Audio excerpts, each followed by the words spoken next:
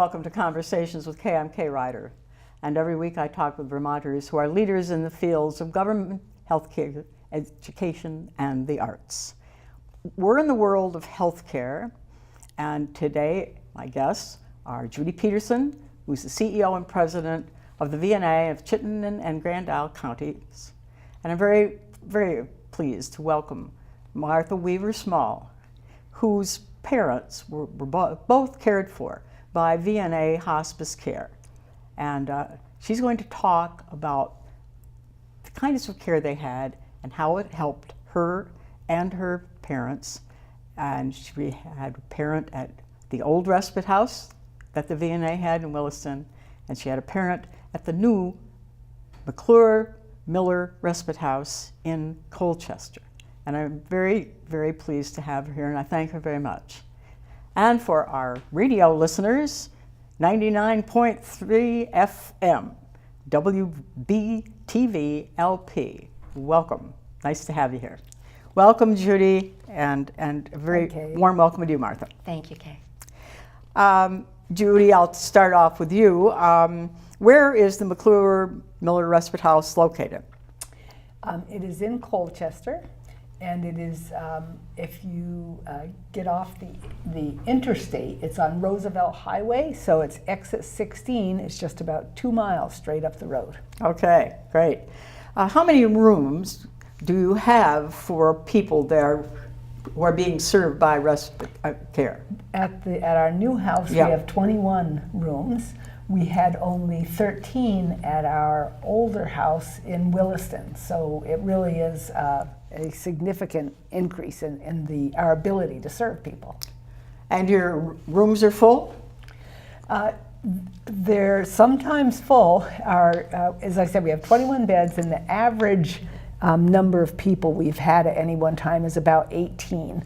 And that actually works very well because, and of course that's an average, so sometimes there are 15 and sometimes there are 21. But on average, we're serving 5 more people a day than we were able to at our house in Williston. Well, that's great because people need this care, I know.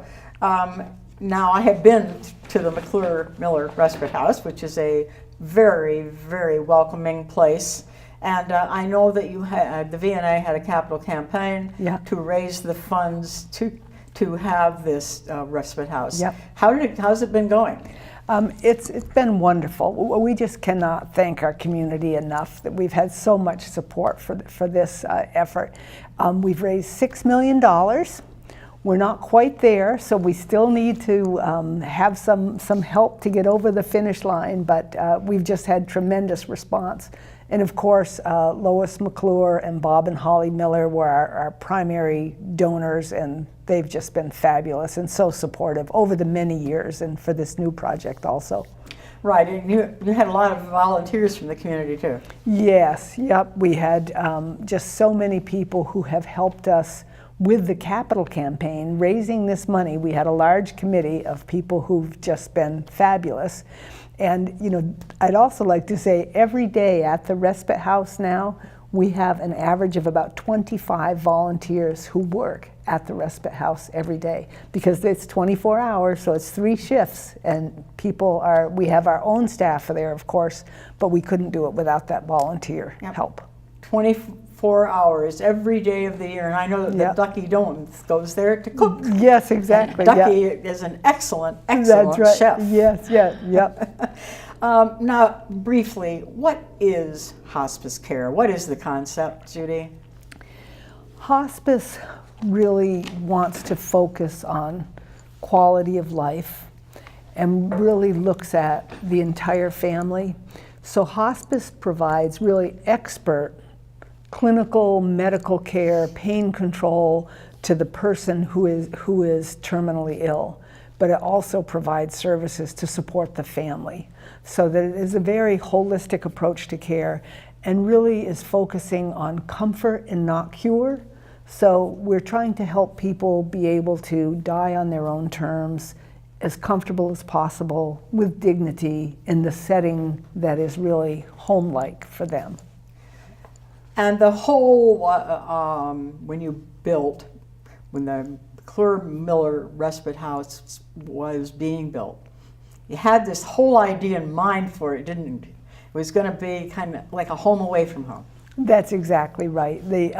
And when, when we began designing the new house, we had input from community members, from our own staff, from other healthcare providers, from people who had used the services at the old house. We asked so many family members, what could we do to have made it a better experience? So we just got so much input, and I think that is what really has helped us design this new building that is very home-like and addresses the needs of not only the person who's staying there who's ill, but of all of the family members. And I know Martha's going to be able to tell us some of her experience and point out what some of those features are. I'm talking with Judy Peterson, who is the CEO and president of the VNA of Chittenden and Grand Isle counties, and with Martha Weaver Small, whose parents were cared for by the VNA Hospice program at respite houses. Judy, where would someone call to get information about hospice care the VNA gives in homes and settings around the community, in addition to the respite house, and where would they call? So they can call the main VNA number because, as you know, hospice, the respite house, and also all of the hospice services that we provide in the community and at skilled nursing facilities are all part of the VNA. It's a program of the VNA. So our main number is 658-1900, so 658-1900. People can also go to our website, and that's www.vnacares.org. Okay, well, my mother was cared for Yes. by the VNA Hospice when she moved from New York State to Vermont, and she was at Pillsbury Manor. Mm-hmm. So she very much liked the volunteer who came in and read with her. Yes, yeah. And now, Martha Weaver Small, very kind of you to share your experiences with the VNA Hospice Care for your family members. Your parents were helped, and I know that you were too. Where do you live, Martha? I live in South Burlington. I was born and raised in South Burlington, and actually lived 4 doors away from my parents, so was an integral part with my sister Peggy in their care in the later years. So, Well, that's marvelous. So you're a Vermonter. yes. I always like to talk to Vermonters. Well, me too. I always like to talk to Vermonters. I believe your mother was cared for the VNA at the VNA's former hospice setting, the respite house in Williston. Why did your mother need hospice care? Well, my mother she had been in declining health, and I think she recognized that her body was beginning to fail her, and she was in the hospital 8 times one summer where it became very apparent that she would not be able to return home. And I think it was very important for her to take control of her journey and really enlist our support around the idea that she just didn't want to fight anymore. Mm-hmm. And so we were grateful there was availability, and it was a match for her to be able to go to Williston. She was familiar with the respite house, and she knew of its home-like setting that gave her comfort knowing that that's where she was going. Well, you use the word journey, and I love that because life is a journey. Yes. And we all know that it does end. And it's, I think, rather wonderful if you can still take charge of what you're doing. And I agree. I'm glad she could.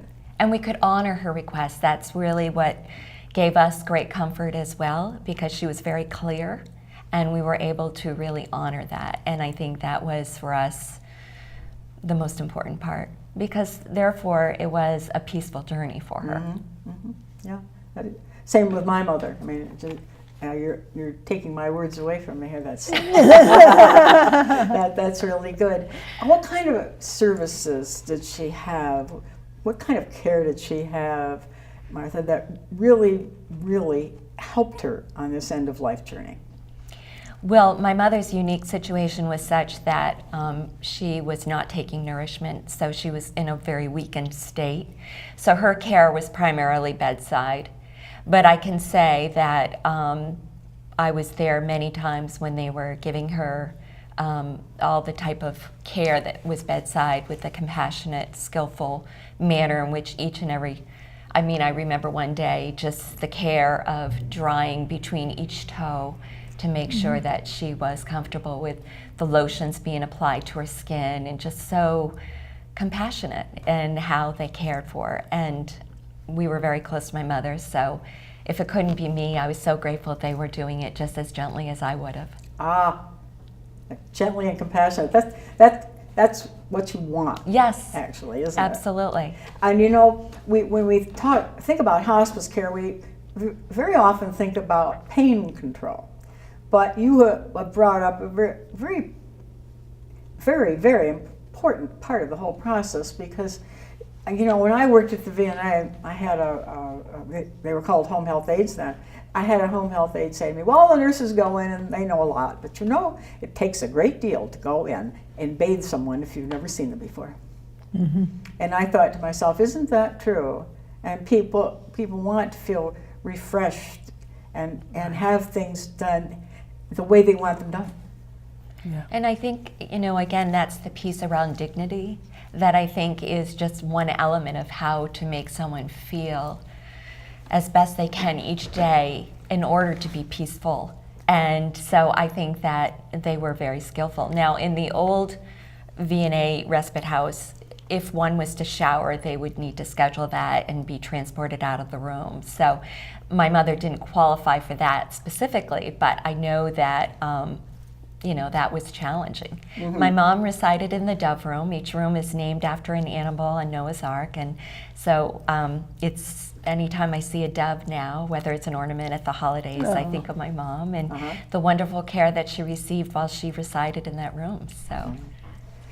I'm talking with Judy Peterson, who's the CEO and president of the VNA of Chittenden and Grand Isle counties, and Martha Weaver-Small, who is here to talk with us about hospice care at the VNA's 2 centers. And the new one is the McClure Hospice Respite House. Okay, now, how did you decide? Now, your mother had died, and she received VNA care at the Respite House in Colchester. And when your father became really ill, why did you decide to have him cared for in the new Respite House in Colchester? Well, actually, it was a very easy decision for us. First of all, our parents made it very clear what their wishes were at the end of life in terms of no intervention. My father was 94. He did need to go to the hospital for a week before, and we knew we couldn't bring him home. You know, we realized that we had cared for him for 2.5 years after Mom had passed, but we could no longer care for him safely at home. He didn't quite understand that. I think that his dementia was kept at bay because he was in the familiarity of his home. And once he went to the hospital and was going to the respite house, it was difficult for him. But we could draw upon our experience previously in the journey with Mom, that we wanted the same for Dad. We wanted it to be a peaceful journey that we could share with him in a home-like setting.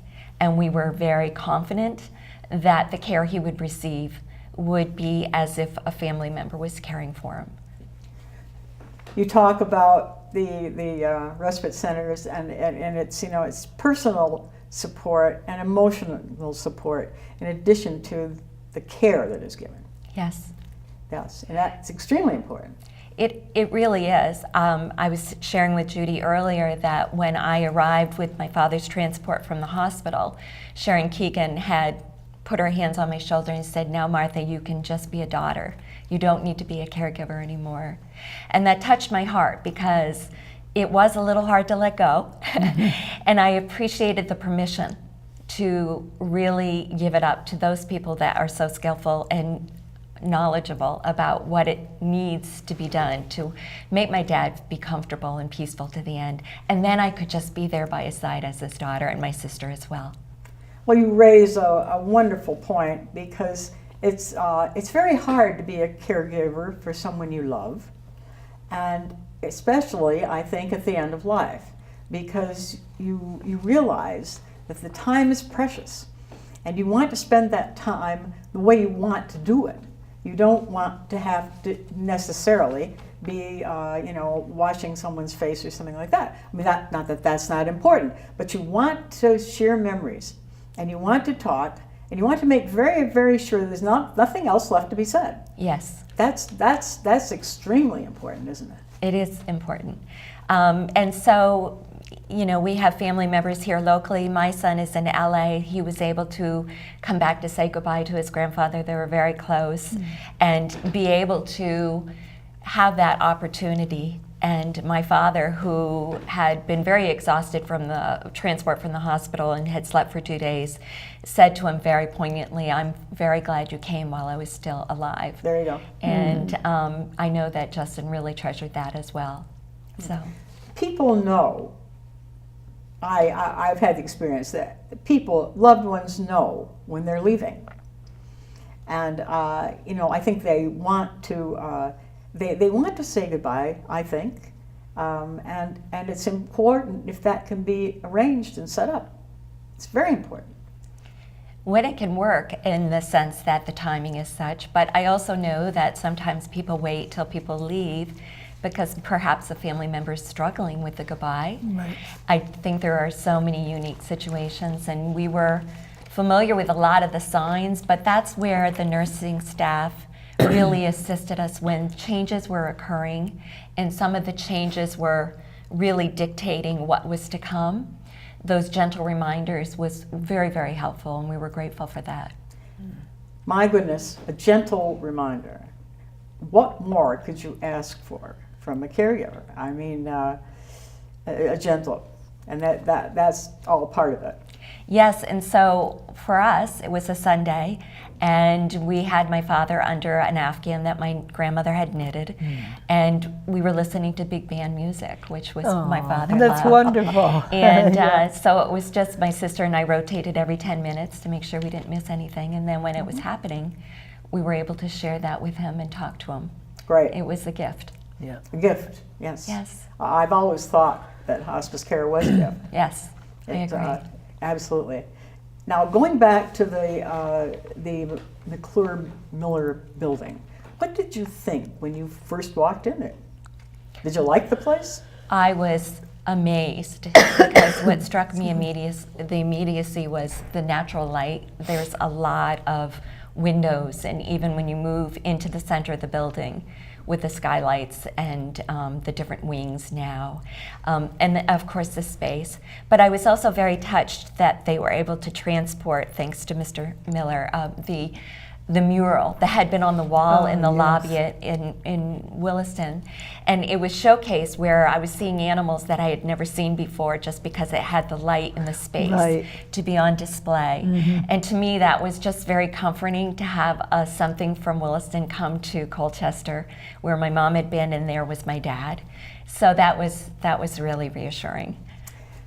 Now, did you find that the new McClure Miller Respite House offered you better services than the older one? I mean, you mentioned when someone wanted to take a shower, they had to go out of the room.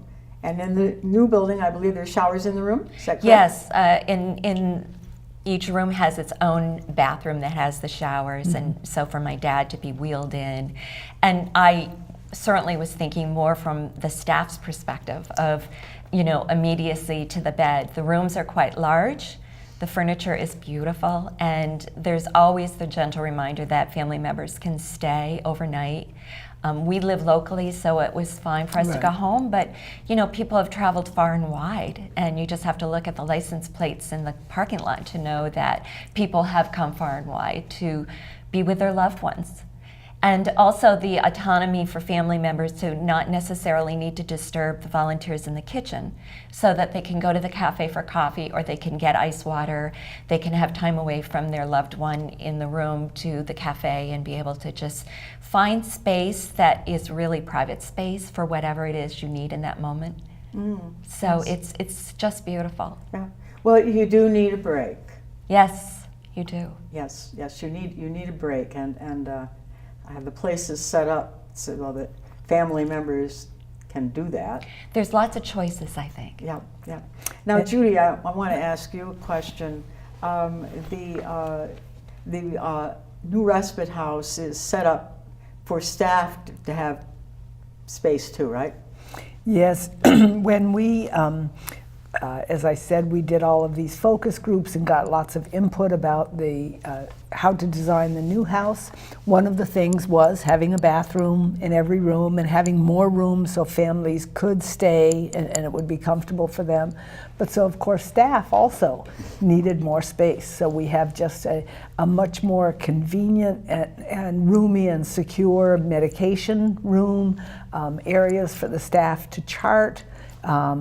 We have everything, of course, is electronic, so that we have electronic medical records, and we have the nurses carry a handheld device so that they're able to be paged when they're anywhere in the building, so there aren't lights that go off at the top of the door. Instead, the nurse is buzzed herself. So there are just many changes that we made in the structure and the design of the building so that it would accommodate our staff. It would also accommodate families. You know, one of the things I wanted to mention is now that it's summer also, people can take advantage of our beautiful outdoors.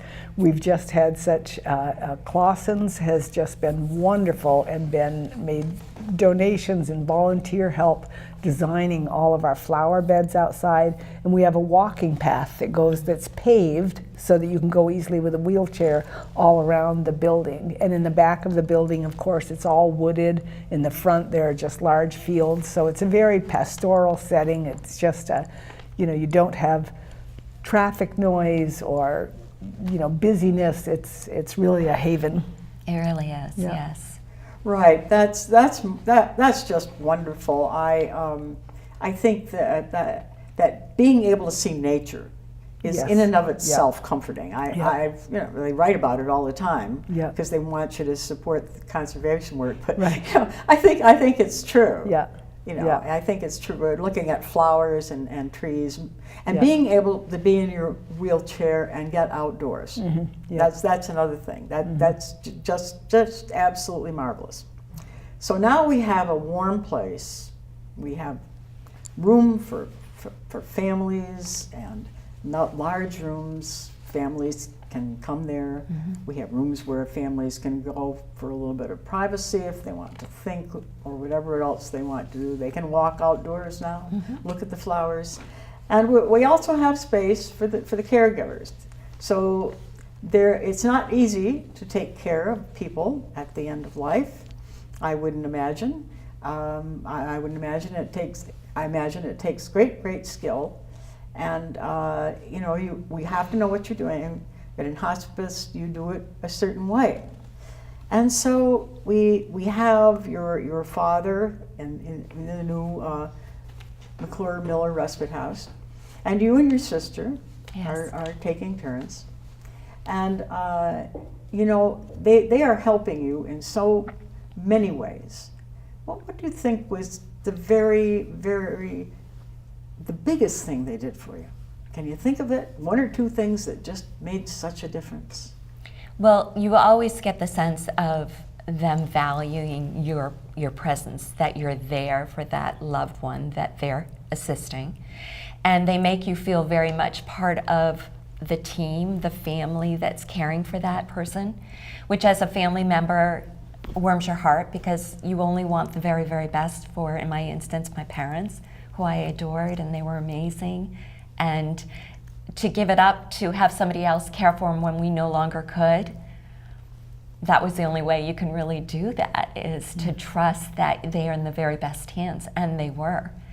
but they always made us feel like, we're so glad you're here, and is there anything you need? So they're always very mindful, I think, of the role the family member plays, and respected. You feel respected, and it's a wonderful feeling because it is a unique journey that you're sharing. Right. And for us, it was easier because it was familiar. And my dad was 94, so wow, what an amazing lifetime. But it may not be as easy for other people who are really struggling with the final goodbyes, and they're really skillful about the emotional piece and the stages and all the different things. And they're very accessible around sharing what they can do to help make it better. Right. I'm talking with Judy Peterson, the CEO and president of the VNA of Chittenden and Grand Isle counties, and with Martha Weaver-Small, whose parents were cared for by hospice care of the VNA in respite houses. It's part of a journey, and you mentioned that your father was 94, and my mother was 91 when she died. No matter what age someone is, it's still hard to say goodbye. And that's what you're doing. You're on this journey with someone. You're part of it. The family. That's what hospice is about. And I think that's really so very wonderful. Martha, would you encourage people in Chittenden and Grand Isle counties who are looking for services for their loved one at the end of life? Would you think that people should learn more about the Miller McClure Respite House run by the VNA? Absolutely, absolutely, because and of course there's always things that need to be figured out in terms of qualifying. But if everybody's loved one could spend their journey to the end at the respite house, I think that would be a wonderful gift that family member could receive, and for the surrounding family, the loved ones that are with that individual, because it's an amazing experience. I'm changed forever as a result of what my parents have been able to experience with us by their side. And I'd just like to say also that it's just thank you so much, Martha, for the wonderful things that you've said, and I'm so glad you had that kind of experience. And for the VNA staff, it's an honor for us to provide this care to individuals and to our community as a whole. So I just really can't say that enough. An honor, and comforting care, and people can choose what they want at the end of life. You can't ask for more than that, I don't think. So if you're looking for services for someone in your family who is at the end of the journey, call the VNA at 658-1900. Thank you so much, both of you. Thank you. Special thanks to you, Martha. Thank you. Thanks, Kay. Thank you for joining us in Conversations with Kay.